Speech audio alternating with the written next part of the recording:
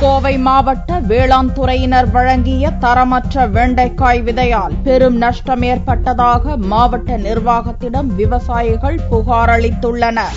கோவையில் கலெக்டர் கருணாகரன் தலைமையில் நடந்த விவசாயிகள் முறையீட்டு கூட்டத்தில் விவசாயிகள் பலர் கலந்து கொண்டு கோரிக்கை மனுக்களை அளித்தனர்.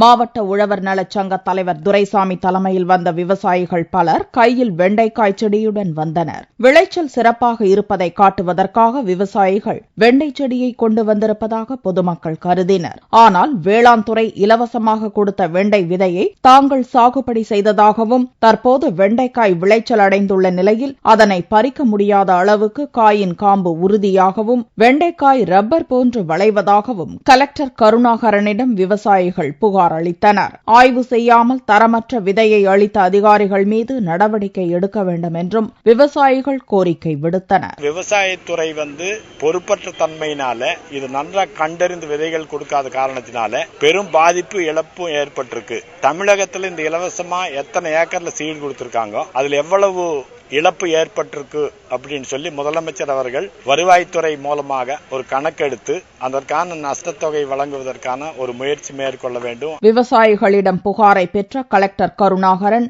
வேளாண் துறை அதிகாரிகள் மூலம் கள ஆய்வு செய்து அறிக்கை பெற்று உரிய நடவடிக்கை எடுக்கப்படும் என்று உறுதியளித்தார்.